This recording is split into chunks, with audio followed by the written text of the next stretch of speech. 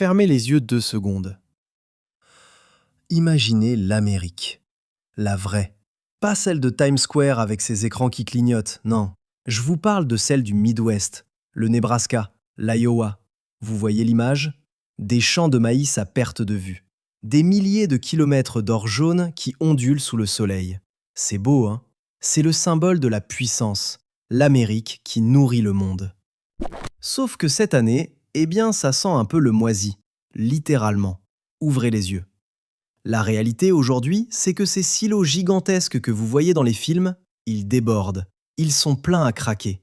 Les stocks de maïs américains atteignent des niveaux records. Et même si les exportations battent elles aussi des records, les fermiers font face à un paradoxe brutal. Ils produisent plus que jamais, mais gagnent moins que jamais.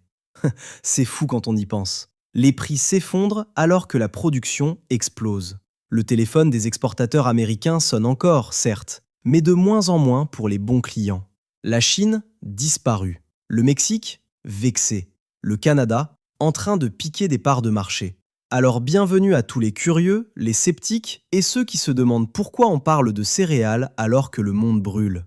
Un salut tout particulier aux anciens, les piliers de la chaîne. Merci d'être toujours là, fidèle au poste, ça fait chaud au cœur, vraiment. Pour les petits nouveaux qui viennent de trébucher sur cette vidéo, installez-vous. Ici, on ne fait pas de la géopolitique en costume-cravate. On va rire, on va gratter le vernis, et surtout, on va comprendre pourquoi l'oncle Sam, malgré des exportations records, voit ses fermiers souffrir comme jamais. Et je vous préviens, tout, absolument tout ce que je vais vous raconter est vérifié, sourcé dans des rapports officiels. Sauf quand je vous dirai explicitement que c'est une rumeur de couloir à Washington, et là, on sortira les pincettes.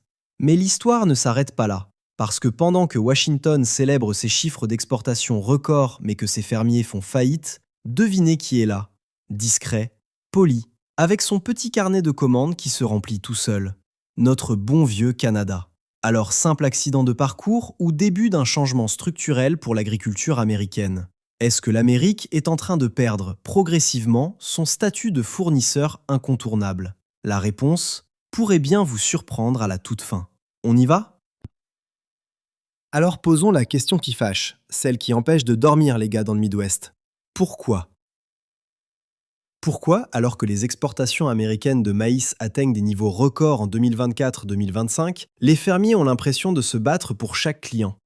Si vous écoutez la version officielle, celle des communiqués de presse bien propres, écrits par des gens qui n'ont jamais mis les pieds dans un champ, parfois certains chargements se font refouler pour des raisons techniques. On nous dit « Ah non, désolé, la qualité n'est pas au rendez-vous, taux d'humidité trop élevé, trop de grains cassés, poussière suspecte. » Mouais, permettez-moi de douter. Et je ne dis pas ça juste pour faire l'intéressant. J'ai pris le temps d'aller fouiller dans un document pas très sexy, mais fascinant. Le rapport annuel du US Grains Council. C'est l'organisme qui surveille la qualité de chaque récolte. Et devinez quoi? La récolte 2024-2025, elle est exceptionnelle. Le grain est de qualité supérieure, dépasse tous les standards fédéraux, il ferait pleurer de joie un fabricant de cornflakes. Alors si le produit est bon, si les volumes d'exportation battent des records, où est le problème? Vous savez, ça me rappelle une situation qu'on a tous connue. C'est comme quand votre copine ou votre copain veut vous larguer, mais n'ose pas vous dire la vraie raison. Il ne va pas vous dire « je te quitte parce que tu es insupportable et que j'ai rencontré un comptable plus stable ». Non, il va vous dire « c'est pas toi, c'est moi, j'ai besoin d'espace, et puis ta façon de mâcher tes chips me dérange ». Voilà, le maïs américain, c'est le gars qui mâche ses chips trop fort. En réalité, selon plusieurs analystes de Chicago, ces refus occasionnels pour non-conformité, c'est souvent de la poudre aux yeux. C'est une gifle diplomatique. Quand les relations politiques se tendent avec Washington, à cause des tarifs douaniers, des menaces commerciales ou de la force du dollar qui rend tout trop cher, certains acheteurs étrangers se vengent, techniquement. Ils sortent la loupe. Ils trouvent le petit grain noirci sur 1 milliard et boum, refusez, remballez votre marchandise. C'est brillant, c'est cruel et c'est parfaitement légal. Le fermier du Nebraska, lui, il a fait son boulot. Son maïs est parfait. Les exportations globales sont à des niveaux records. Mais la géopolitique, elle, lui joue des tours. Et c'est le paysan qui paie l'addition. Mais attendez, imaginons une seconde que le fermier arrive à vendre sa récolte. Qu'il trouve un acheteur. Bravo! Champagne! Sauf qu'il reste un petit problème. Un détail minuscule.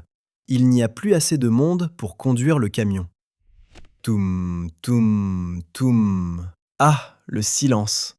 D'habitude, à cette période de l'année, la campagne américaine, c'est une fourmilière. Ça bouge, ça charge, ça klaxonne. Mais cette année, la main-d'œuvre manque cruellement. Et ce n'est pas parce qu'ils font la sieste. C'est là qu'on touche à l'ironie suprême de la politique américaine actuelle. C'est presque une blague, sauf que personne ne rit dans le Nebraska. Vous savez, à Washington, l'ambiance est, comment dire, un peu fermeture éclair. L'administration a fait de la lutte contre l'immigration son grand cheval de bataille. On ferme tout, on sécurise. Ok, très bien, c'est un choix politique, on ne juge pas. Mais il y a une loi physique assez simple en économie. Si vous fermez la porte à ceux qui viennent faire les boulots difficiles, eh bien les boulots difficiles se font moins bien ou coûtent beaucoup plus cher. C'est mathématique. Selon les dernières données du ministère de l'Agriculture américain, l'USDA, environ 56% des fermiers signalent des pénuries critiques de main-d'œuvre agricole en 2024, avec près de 2,4 millions d'emplois agricoles à pourvoir. On ne parle pas juste de 2 ou 3 gars qui manquent à l'appel. On parle de camions qui restent parfois au garage parce qu'il y a une pénurie de chauffeurs. On parle d'usines de transformation de viande, qui sont les plus gros clients du maïs, soit dit en passant, qui tournent au ralenti parce que les lignes de production manquent de personnel. Notre ami Dan Wesley, un fermier typique dont on a entendu le témoignage, il le dit clairement. Ce n'est pas qu'il ne veut pas embaucher des locaux, c'est juste que très peu de gens se bousculent pour aller trier du grain par moins 10 degrés à 4 heures du matin. Du coup, pour attirer le peu de travailleurs restants, il faut payer plus cher. Beaucoup plus cher. Les salaires explosent, le carburant augmente, les engrais coûtent un bras, et le prix de vente du maïs, lui, il s'effondre malgré les volumes d'exportation records. C'est l'effet ciseau. Les marges des fermiers fondent comme un glaçon dans un whisky texan, même si l'Amérique exporte plus que jamais. L'Amérique se retrouve donc dans une situation absurde.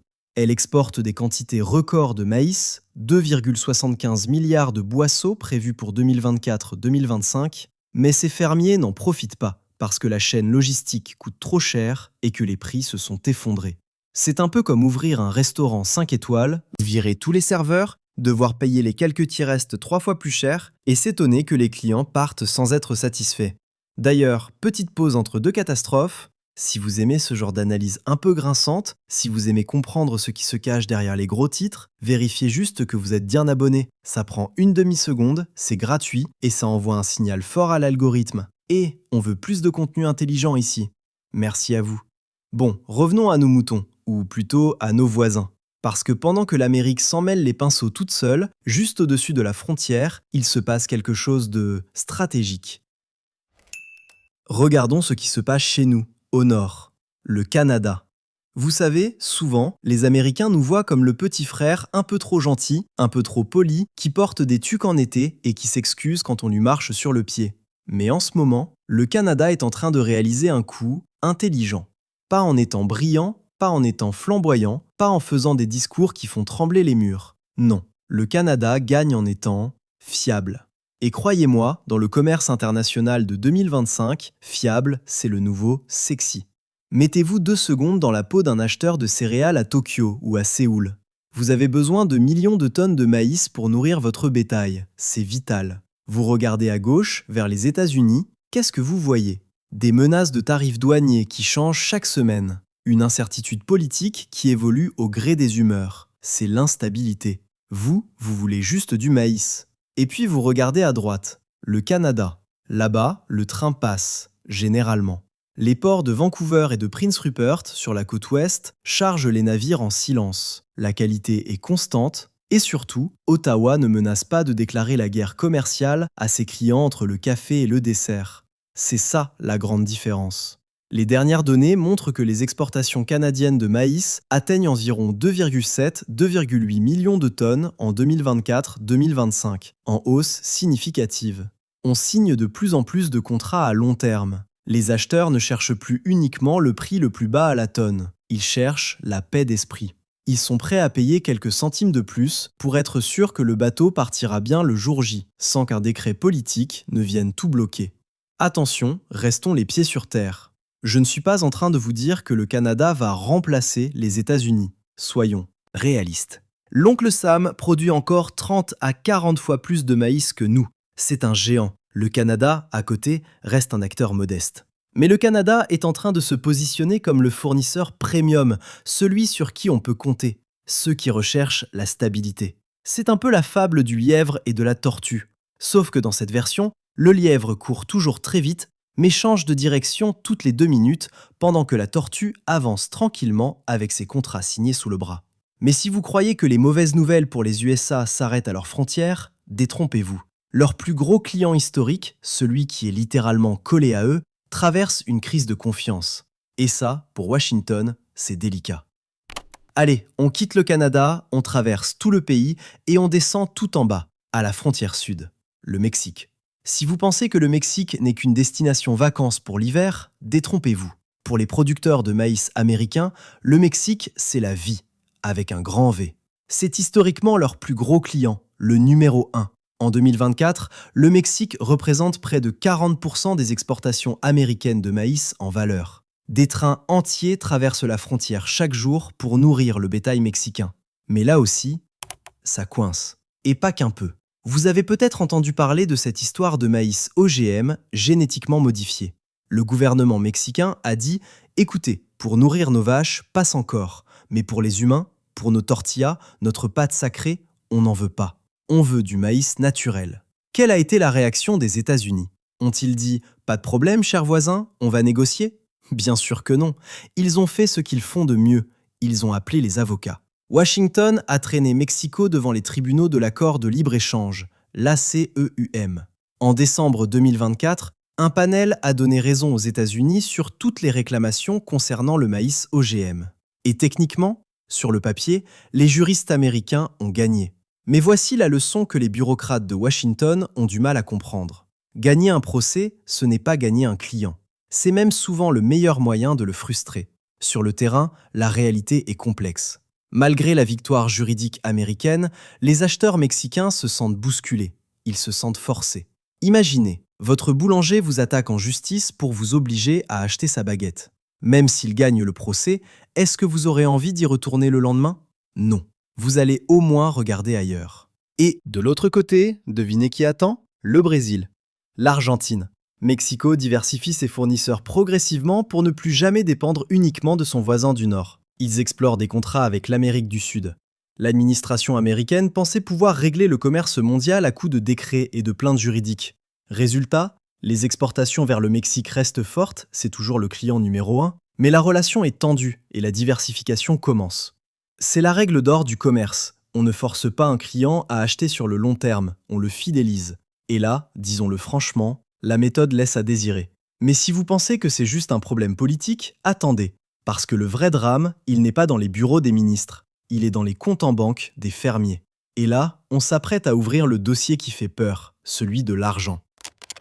Maintenant, on arrête de parler géographie 2 minutes. On va parler de ce qui fait tourner le monde, l'argent, le pognon, l'oseille. Parce que c'est bien beau d'exporter des volumes records, mais si le fermier ne gagne rien, ça ne paie pas les factures. Il faut que vous compreniez comment fonctionne une ferme américaine moderne en 2025. Ce n'est plus la petite maison dans la prairie. Oubliez Charles Ingalls qui coupe du bois. Aujourd'hui, pour cultiver 2000 hectares dans l'Iowa, il faut des machines, des monstres de technologie. Une moissonneuse-batteuse connectée par satellite, ça coûte $1,5 million. Facile. Et comment on paie ça? On ne sort pas une liasse de billets de sous son matelas. On emprunte. Les fermiers américains sont assis sur des dettes croissantes. La dette agricole totale devrait atteindre 591,8 milliards de dollars en 2025, en hausse de 5% par rapport à 2024. Et c'est là que le piège se referme. C'est ce que les économistes appellent l'effet ciseau. D'un côté, vous avez la lame du bas, les coûts. Les taux d'intérêt restent élevés. Donc, rembourser la dette coûte une fortune. Le banquier ne fait pas de cadeaux. De l'autre côté, la lame du haut, les revenus. Même si les volumes d'exportation sont records, les prix du maïs se sont effondrés à la bourse de Chicago à cause de la surproduction mondiale. Résultat, ça coupe, et ça coupe net. Le revenu agricole net devrait chuter de 22,6% entre 2022 et 2024, passant de 181,9 milliards à 140,7 milliards de dollars. Les faillites agricoles augmentent. Au premier trimestre 2025, les États-Unis ont enregistré plus de faillites qu'en toute l'année 2024. Des rapports commencent à évoquer le scénario que les anciens craignent par-dessus tout, des comparaisons avec la crise agricole des années 80. Beaucoup de produits, prix bas, dettes qui augmentent. Heureusement, il y a des différences clés. Les niveaux d'endettement relatifs sont plus bas qu'en 1980 et la valeur des terres agricoles continue d'augmenter, ce qui donne aux fermiers plus de garanties pour emprunter. Mais la pression est réelle. En décembre 2024, le Congrès a adopté l'American Relief Act de 2025 qui prévoit plus de 9,8 milliards de dollars d'aide pour 20 cultures, dont le maïs. Ce plan vise à éviter qu'une situation difficile ne se transforme en catastrophe. Mais attention, ce n'est pas seulement une question de chiffres, c'est une question de survie. Going once, going twice, sold. Ce son-là, c'est le son d'une ferme familiale qui change de main. Parce que quand un fermier fait faillite, la terre ne disparaît pas, elle change juste de propriétaire. Qui rachète? Ce n'est pas toujours le voisin sympa. Ce sont parfois des fonds d'investissement, des méga-corporations, des gens qui gèrent des champs de maïs depuis des bureaux climatisés à New York ou Chicago. Ironiquement, cette crise met sous pression ce qui restait de l'esprit de l'Amérique rurale, au profit parfois de la finance. C'est préoccupant, hein? Mais si vous pensez que c'est le pire, gardez vos mouchoirs. Parce qu'il y a un acteur qu'on n'a pas encore vraiment mentionné, le géant de la pièce. Celui qui, pendant des années, a mangé dans la main de l'Amérique et qui vient de décider de changer radicalement de fournisseur. La Chine. Et là, croyez-moi, ce n'est plus de l'économie, c'est stratégique. Et enfin, voici la pièce finale du puzzle, celle qui ne fait pas juste mal au portefeuille, mais qui change la donne géopolitique, la Chine. Pendant 20 ans, la relation entre le fermier américain et la Chine, c'était simple. C'était un mariage de raison. L'Amérique produisait, la Chine achetait massivement. Des millions de tonnes de soja, de maïs, de sorgho traversaient le Pacifique. C'était l'autoroute de la fortune. En 2020-2021, les exportations vers la Chine représentaient près de 31% du total des exportations américaines de maïs. Les États-Unis pensaient tenir le dragon par le ventre. Ils ont besoin de nous pour manger, donc on a le contrôle. Sauf que Pékin a de la mémoire. Une mémoire d'éléphant ou de dragon, peu importe.